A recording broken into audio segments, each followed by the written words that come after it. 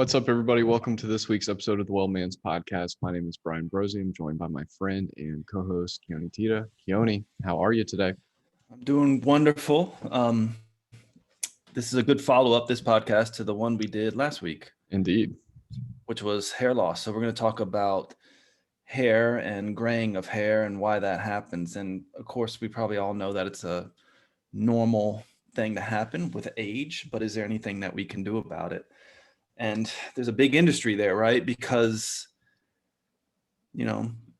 people kind of get the hint that they're aging and see the gray there. It also can be disconcerting if you're graying quicker than most of your peers or just graying in general, right? So is there really anything that we can do about it besides the convention? Like what do most people do? Like when their hair goes gray, they usually will just color it, right? They'll get it colored.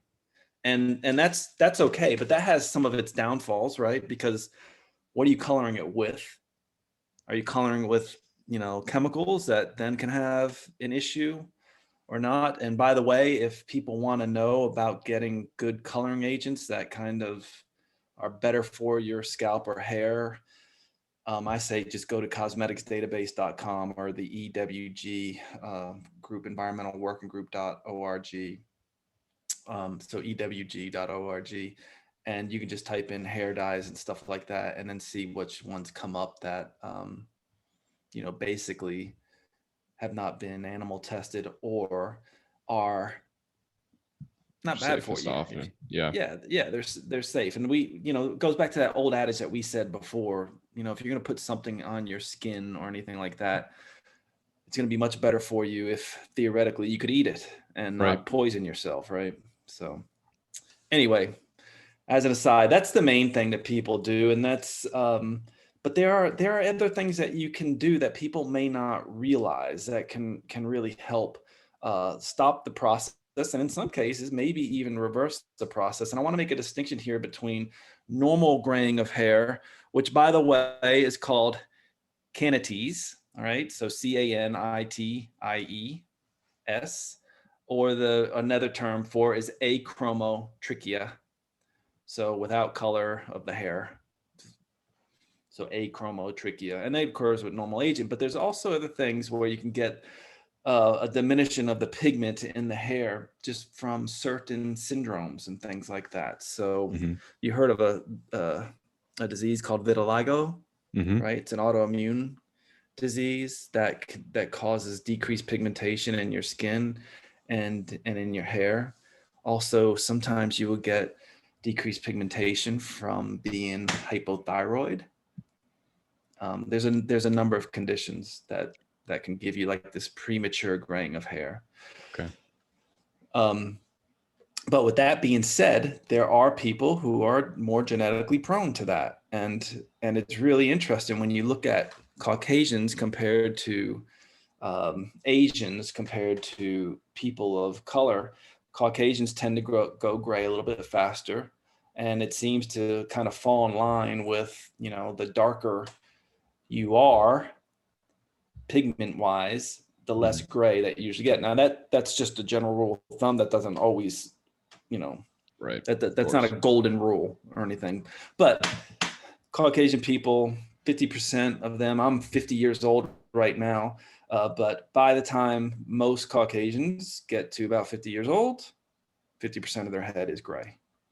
So, and then you've been pretty good, Keoni. So far, so good. And I don't color my hair, but again, I don't attribute it to maybe healthy living helps, but also, the main component is just genetics. So my parents didn't start going, I don't think they started going gray until probably about 10 years ago. So. Okay. Wow. Yeah, that's what I've been waiting for. The shoe to drop for me. My dad went gray at like 22, 23 or something like that. Oh, is that right? Early. Yeah, very, very early. Okay, well, so that's very interesting. And some people do go gray really early, like in their 20s. I actually had a friend in medical school who was completely gray. He was younger than me. So, but there can be causes of it. And some of them can be nutritional. So very interesting study. There's a study on PABA, which is a type of B vitamin, and you can just get this stuff over the counter. And I think the study had them, and these are small studies, so there's nothing definitive out there, but people taking 100 milligrams of PABA, which is a very safe thing to take for the most part, 3 times a day, actually reverse that graying. And that was not with anybody who had a disease that caused the graying, right? It was just Right. premature Genetic, graying of yeah. hair, genetic type, which helped. Also, and we'll talk about it a little bit later, is B12 deficiency may also play a role in that, and also B5 deficiency may play a role in that. And this speaks to one of the reasons why I'm always talking about, it's probably a good idea that people take a multivitamin most of the time. It does so many other things and potentially can help you keep you from going gray quicker than you need to. Yes, there's a vanity component to our multivitamin recommendation. Right. And we have to think about what's happening when we age, right? So when we age, we're basically, one of the main theories of aging is we're just creating a bunch of free radicals, right? And those free radicals bind to things, and we can't quell them fast enough like we could when we were in our younger years. And so we get all this free radical damage. Basically, you can think about it, it's analogous to rusting, right? We can't quell the rusting. And this certainly happens right there in the bulb of your scalp of where the hair grows. And so if you get all this, so what happens is you will get all this free radical damage. And then basically in the hair of the bulb, at least as the theory goes, you create H2O2, which is hydrogen peroxide. And there's an enzyme called catalase that usually can break this down quite a bit quickly before it bleaches your hair. But I don't know if you've ever done this, but I did this, Brian. I bleached my hair when I was in undergrad. And it gave me this Would pay money for a photo. Yeah. So anyway, hydrogen peroxide will bleach your hair. You just wash it in, and it will definitely bleach your hair. But this is what's happening, so they say, in the bulb of where the hair shaft is. Okay. And so one thing that you see is some supplements out there. Of course, I said catalase kind of breaks down hydrogen peroxide. So guess what do we see? You can go find it on the internet. Catalase supplements, right? I haven't seen any study that showed that that's worked at all. All right. If it did work, I guess in theory it's a good thing. I just don't, first of all, you have to get it to the hair shaft for one thing, and I just don't know how that's gonna happen. So anyway, I'm not so confident about that helping, but I also don't think it's gonna hurt to try, except maybe in your pocketbook, so to speak. And you're gonna get that just as an over-the-counter. Yeah, I mean, you can find that over the counter, definitely. And I'm constantly bringing up like theory. We don't know. Well, we don't really know. We don't have a good understanding why graying happens. We really are not sure. So that's why I'm saying these things. Like in theory, it follows the oxidation, free radical theory of aging. Right. So if we follow that, anything that can quell free radicals or as an antioxidant may help. And so when you go look at the literature of things, you see things that potentially can do that, and then also have some kind of anecdotal evidence that support it. And we'll talk about those in just a second. One of the big things that causes free radical generation is stress. So overactivation of the sympathetic nervous system increases noradrenaline release in the hair follicles. This can, if that is going on over and over again and it's not being quelled, then you can get, not only hair loss, but maybe graying. So sometimes it's very interesting. I've seen people who've had a traumatic event, either physically or mentally, emotionally, and then they get this spots of gray hair on their scalp. Yeah, kind of like those pictures of the presidents after they're on their inauguration day, and then 4 years after. There's a great example of Obama, and he does have just a ton more gray. Oh yeah. I mean, and again, this isn't completely understood. I mean, we see it clinically, we see it happening to people, and you can sometimes see it happen overnight to people. But still we don't really understand, and there's nothing definitive says, oh yes, stress causes gray hair, but it Right. certainly seems to play a role in it. I know I'd be expecting myself to look like a husky, basically with gray hair, if that was the case. Yeah, right.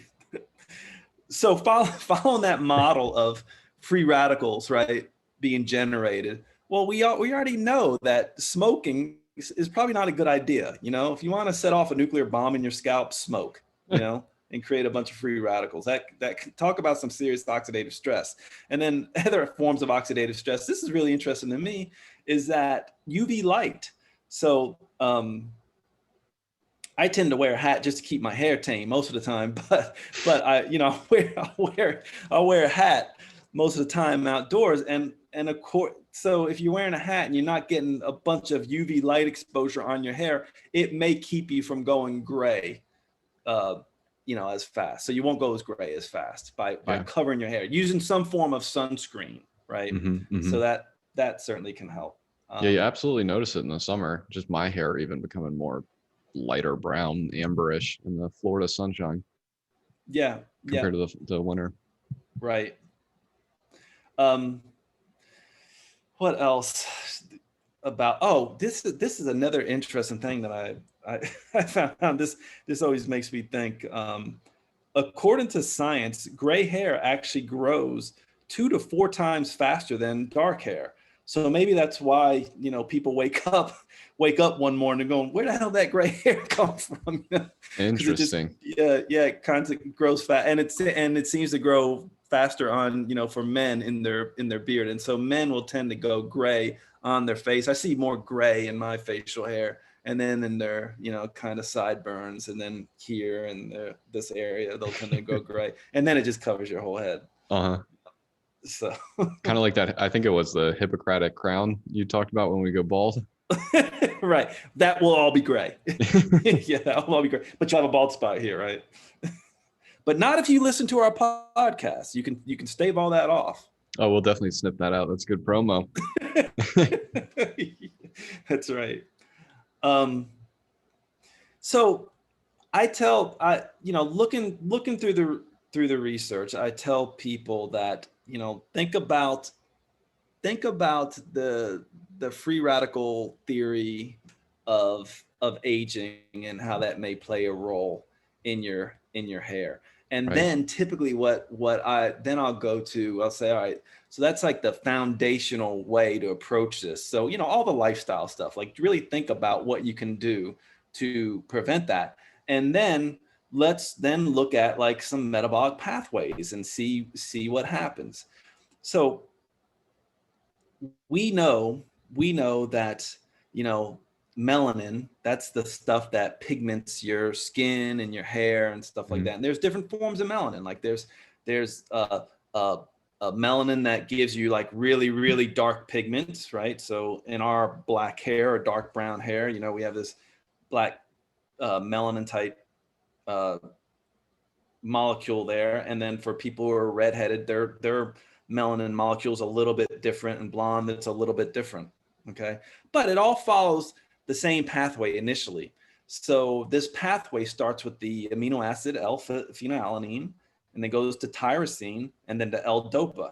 That's the pathway. So in theory, and there's some research on this, especially with autoimmune causes of hypomelanin type syndromes like vitiligo, where doing high dose phenylalanine can help, or tyrosine may help. So just knowing the biochemical pathways, those things may play a role. Right.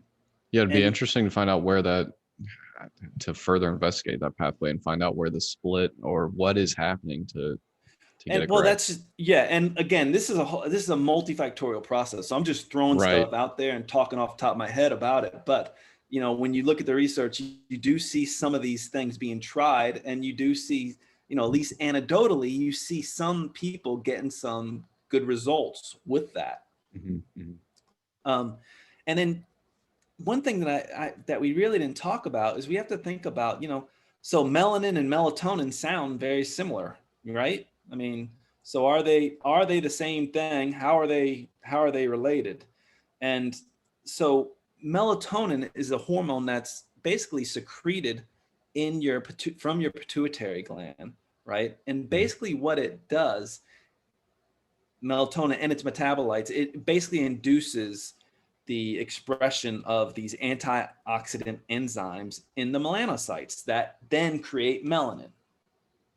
All right, so that's a so that plays a role too. So Right. since we want more melanin to keep our hair from going gray, right? Mm-hmm. Could supplementing with melatonin help? Right. I haven't seen any studies that show that, but maybe so. And then you see when you go out there as a consumer and you're thinking, and then you start seeing these shampoos like that have melatonin in them, where you can. Interesting. I didn't know that. Yeah. So Okay. people are onto it. There's some studies that show that may help.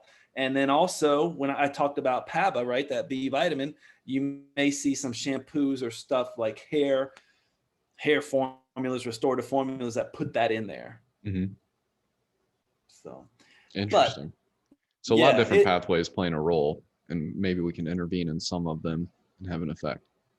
Right. And so when we think about the pathway to melatonin, that hormone that's basically comes from your pituitary gland, and we talk about melatonin a lot when we did our sleep podcast, because we know that's the main thing it really does. But it has a number of different things that it does, including keeping your hair pigmented. It helps with that.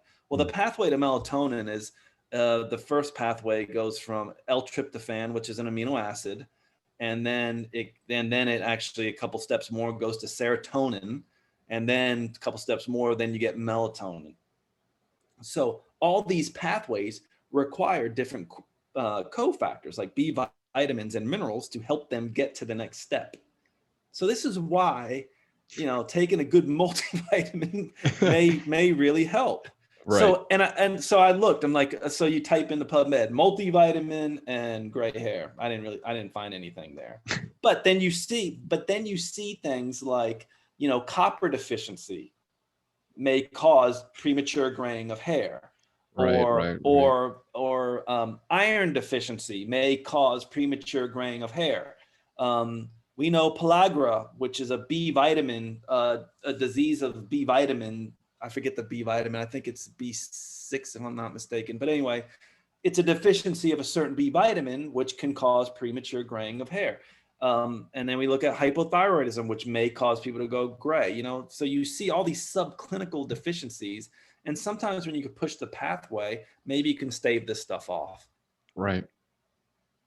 So anyway, so that's food for thought right there. Yeah, we're gonna have to add taking your multivitamin or taking your multivitamin up to our kombucha drinking game right after magnesium. That's right. So this kind of relates, like a lot of this stuff kind of relates and can also improve, when we're talking about hair loss too. So some of the stuff we talked about hair loss kind of applies here too. Yeah, absolutely. But by far, and I'm going to bring this up again because people ask me, okay, well, what do you recommend when people come to your clinic that just want, they have graying of hair, they want to know if there's anything. And I get this question quite a bit. They want to know if there's anything they can do, at least naturally, besides the stuff we talked about. Well, there are actually Chinese herbs that have been used for thousands of years to help with this. And one of them we talked about in our last podcast is called Hishu Wu. All right. And I think that translation means something like turning hair black again or something like that. And again, Hishu Wu. I mean, it's a Asian herb that's used to not only help hair be more luxurious, but turn it back to its normal color. So it can decrease the gray. Clinically, I have seen this at least seem like it happened. I mean, I didn't do any scientific experiment, but I have recommended because it's not going to hurt somebody to do it. And this is what they say with Chinese medicine. And there's another herbal formula called 7 Treasures for Hair, right? Which also, if I'm not mistaken, has this herb or some other herbs that also may do it. But let me just talk about the specific herb that's in Hishu Wu. It's called polygonum. And polygonum is very, very high in resveratrol. In Okay. fact, most resveratrol supplements are made from polygonum. And polygonum is like a weed. If you ever get polygonum in your yard, it will take over your yard in no time. Very Just to be invasive. clear, people are ingesting this, Keoni? Yeah, Yeah. yeah, Okay. yeah. Yeah, you're not doing it topically. So yeah, great question. Because some of this stuff you do, you will see where they apply it topically, like these melatonin creams or melatonin shampoos and things like that can help.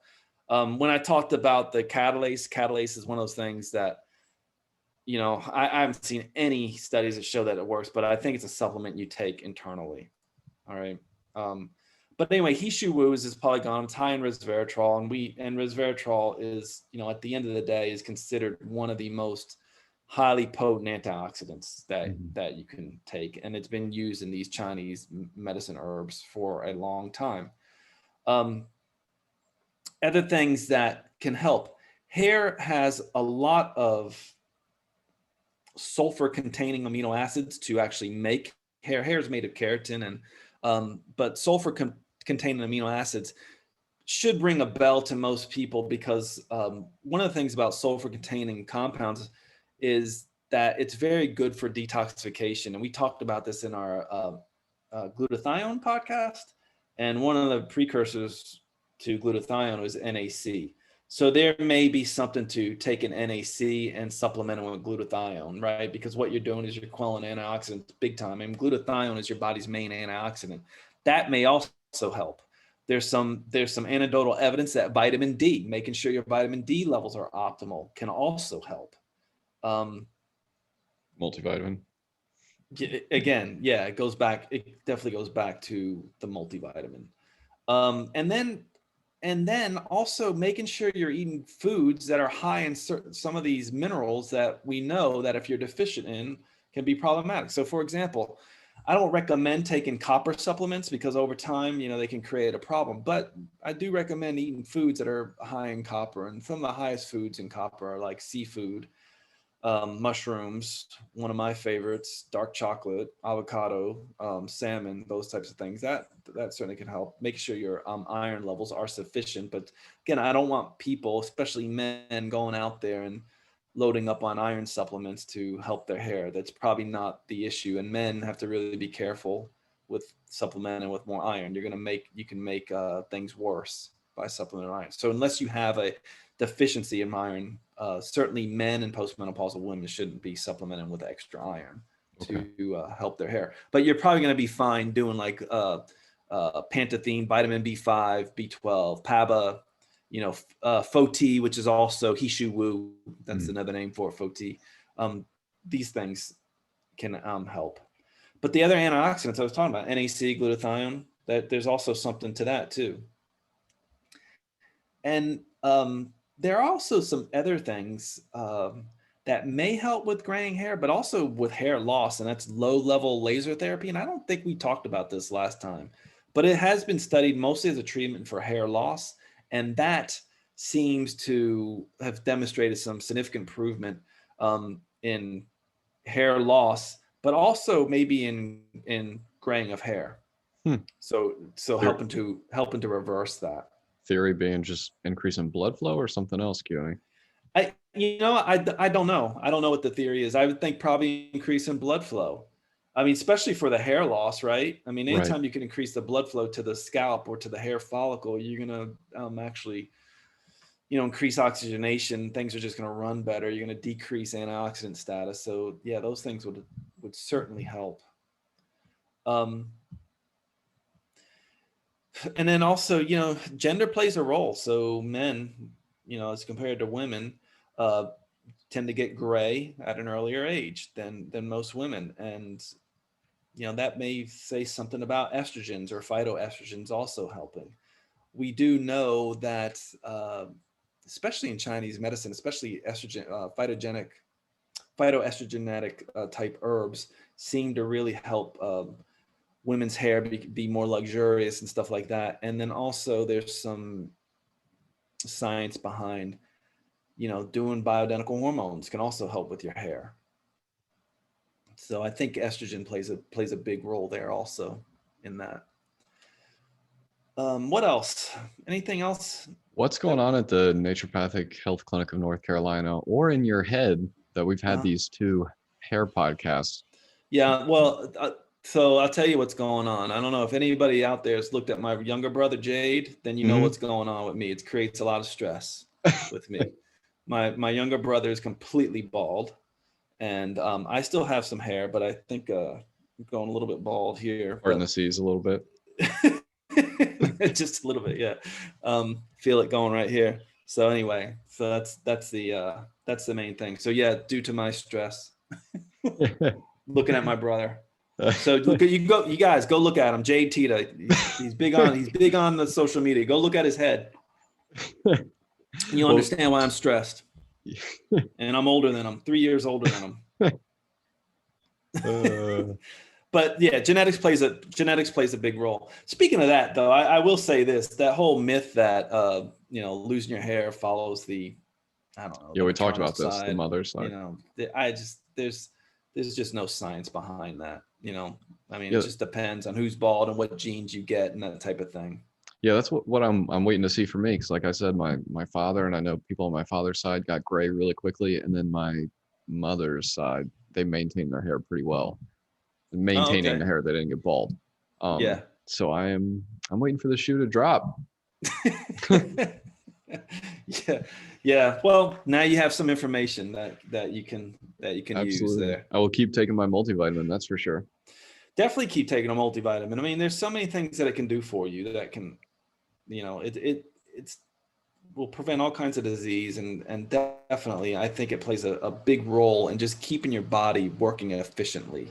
Yeah, absolutely. So it seems like we have 2 categories, Keoni, kind of keeping gray away in the long run, and just being aware and preventative, which is things like you mentioned, like sunscreen, ball cap, whatever, protecting your head or your hair from the UV light. Talked about stress, talked about genetics. Just to kind of rehash, what were those, if you are gray or you're noticing more gray, what are those initial steps or initial things you're doing, other than we got the multivitamin? We'll assume and in the lifestyle stuff. Yeah, lifestyle stuff is in order. Yeah, well, you just have to think about, right, all the lifestyle stuff, which we know, right? Stop the smoking, any way that I say any way that increase melatonin, right? Okay. So maybe a melatonin supplement. Sleep is a big role, plays a big role in that. But if somebody had to take something, like, so somebody wanted to try something, like, what is the most likely thing to try that is going to be least likely to hurt you? I'd say I used the Chinese herbs. So I'd say try the Hishu Wu. Try that, or try something like 7 Treasures for Hair or something like that. And where do I get that? And that's the quality. Hishu Wu.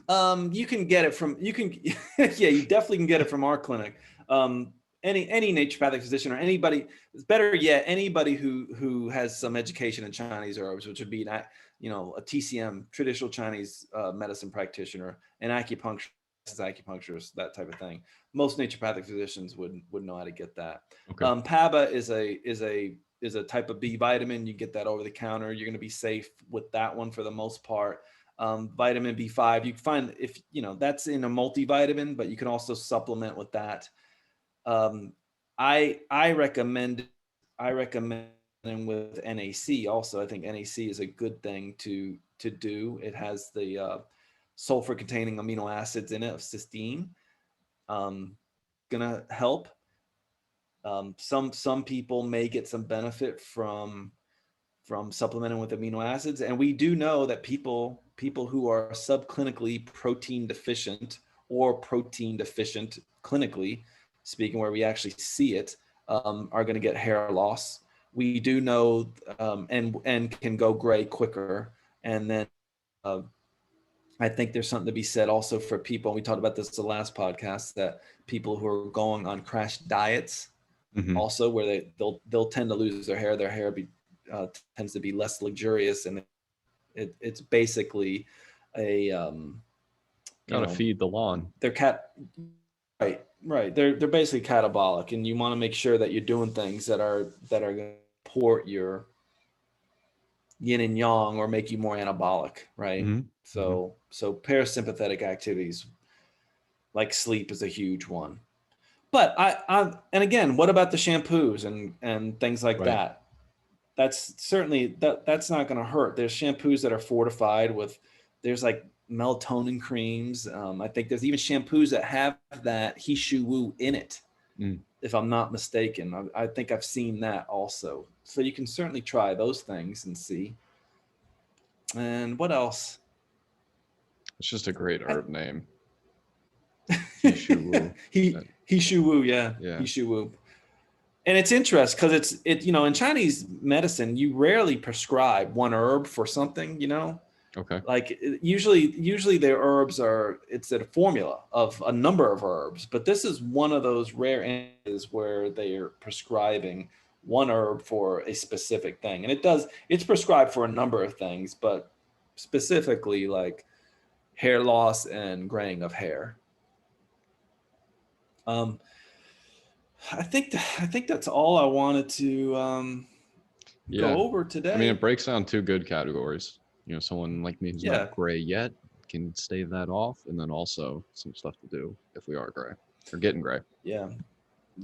It's going to be interesting. I really think we are, based on the science out there, that we're getting closer to things that, where you can actually take a pill that we know can help, besides what we already mentioned, right? So there's something called melanocyte stimulating hormone, right? Okay. And so there's and that stimulates the melanocytes to create melanin. Yeah, that was going to be my next question: is where is that pill? In those metabolic pathways, where is that pill taking hold or activating or having action? Right. The action you want ultimately is to help the melanocytes that create melanin to make more of it. And then also you want to decrease the free radical generation there also, so that you can use that melanin, right, to keep your color. And you see this in old people, like older people, like one of the reasons why older people are gray, well, not only are they gray in their hair, but a lot of times they have decreased melanin production right? They become very pale the older you get. So, but anyway, melanocyte stimulating hormone, there are actually synthetic analogs that have some research on them that have shown to help keep people keep their color. So keep their color in their hair and in their skin. So I think we're not too far away from seeing that come into market also. But in the meantime, Chinese medicine has such a long history of clinical use and observation. And if the herb is safe, which polygonum for the most part is a very safe herb to take, why not try? It does so many other things also that can be a benefit. Yeah, we may have to do an episode specifically on it. Yeah, and if people are listening out there and want a good source or know some good companies that have it, just you can get in touch with us here on the podcast, or just get in touch with me at my clinic. Speaking of getting in touch with us, Keoni, we would like to get in touch with more people via the podcast. So if you know anyone this would be helpful, or they would be interested in listening, please share it with them, or leave a review on iTunes, Spotify, whatever service you use to listen to the podcast. We are also on YouTube. Our episodes come out in video form, so you can actively watch Keoni and I bald over the episodes, and we can go from there. So please share it with someone and let us know if you find it specifically helpful and what you want to hear. And other than that, we'll talk with you next week. All right, take care, everybody.